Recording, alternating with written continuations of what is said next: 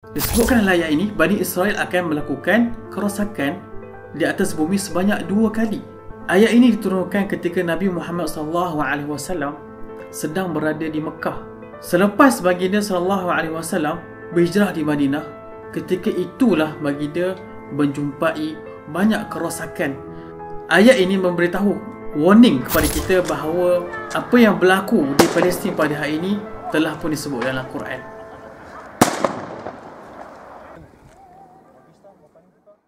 وَقَضَيْنَا إِلَى بَنِي إِسْرَائِيلَ فِي الْكِتَابِ لَتُفْسِدُنَّ فِي الْأَرْضِ مَرَّتَيْنِ وَلَتَعْلُنَّ عُلُوًّا كَبِيرًا. Terjemahannya, dan kami menyatakan kepada Bani Israel dalam kitab itu, sesungguhnya kamu akan melakukan kerosakan di bumi sebanyak 2 kali, dan sesungguhnya kamu akan berlaku sombong angkuh dengan melampau. Surah Al-Isra ayat keempat. Penonton Aqsa Sharif yang dikasihi oleh Allah SWT, yang pada hari ini saya pasti yang tonton video ini mesti sedang berlumba-lumba untuk melakukan lebih banyak ibadat. Kita tak tahu bilakah Ramadan kita yang terakhir. Kita tak tahu bilakah hari yang mana kita hidup dalam bulan Ramadan, bilakah hari itu adalah hari yang terakhir. Jadi saya nak kongsikan kepada anda satu hakikat yang terdapat dalam ayat ini.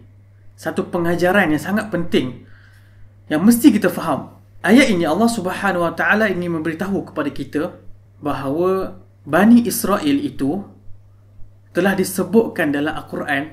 Dalam ayat ini menyebutkan wa qadaina ila bani Israel la tufsidunna fil ard. Bermaksud kami beritahu kepada Bani Israel, kamu akan melakukan kerosakan di bumi. Disebutkan ayat ini, di bumi. Marratain, sebanyak 2 kali. Disebutkan dalam ayat ini, Bani Israel akan melakukan kerosakan di atas bumi sebanyak 2 kali. Dan dalam melakukan 2 kerosakan tersebut, sambung pula ayat yang tadi, wal ta'lunna 'uluwan kabira, dan kamu akan bersifat angkuh, setinggi-tinggi keangkuhan. Jadi tuan-tuan perempuan yang dikasihi oleh Allah Subhanahu Wa Taala, ayat ini dia memberikan satu fakta bahawa apa yang akan berlaku pada masa hadapan ketika ayat ini diturunkan. Ayat ini diturunkan ketika Nabi Muhammad SAW sedang berada di Mekah. Ketika itu baginda SAW belum lagi jumpa dengan orang Yahudi. Kerana apa? Baginda berjumpa dengan orang Yahudi ketika mana? Ketika baginda telah berhijrah ke Madinah.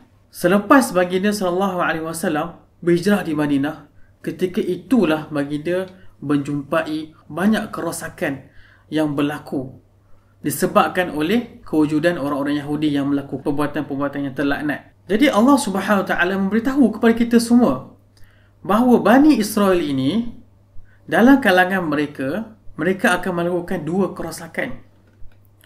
Jadi ulama berbincang panjang tentang bilakah kerosakan itu berlaku. Saya telah sebutkan sebentar tadi bahawa ayat ini membincangkan tentang masa hadapan.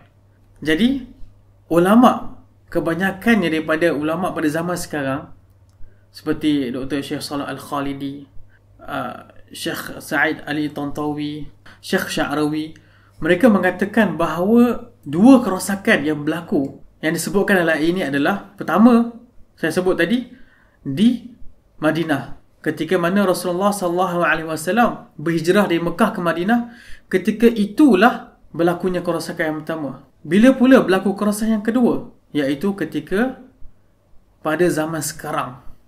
Iaitu di mana? Sangat obvious soalan ini. Di Palestin. Di Palestin. Allah Subhanahu Wa Taala telah memberitahu kepada kita, memperingatkan kepada kita bahawa mereka Bani Israel ini akan melakukan kerosakan sebanyak 2 kali. Dan 2 kali itu, pertama di Madinah dan yang kedua di Palestin. Ulama zaman dahulu berbeza pendapat. Mereka mengatakan bahawa 2 kerosakan yang berlaku seperti yang disebutkan dalam ayat ini adalah berlaku sebelum zaman Rasulullah SAW, berlaku pada zaman Nabi Musa, Nabi Isa, Nabi Zakaria dan sebagainya. Dan mereka berbeza pendapat pula apakah jenis kerosakan tersebut. Saya tidak mahu bincang panjang tentang khilaf yang berlaku dalam ayat ini. Tetapi apa yang saya ingin beritahu di sini adalah ayat ini memberitahu warning kepada kita bahawa apa yang berlaku di Palestin pada hari ini telah pun disebut dalam Quran.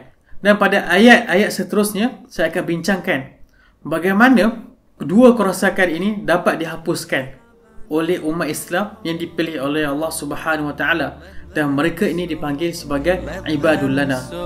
Kita jumpa esok. Assalamualaikum warahmatullahi wabarakatuh.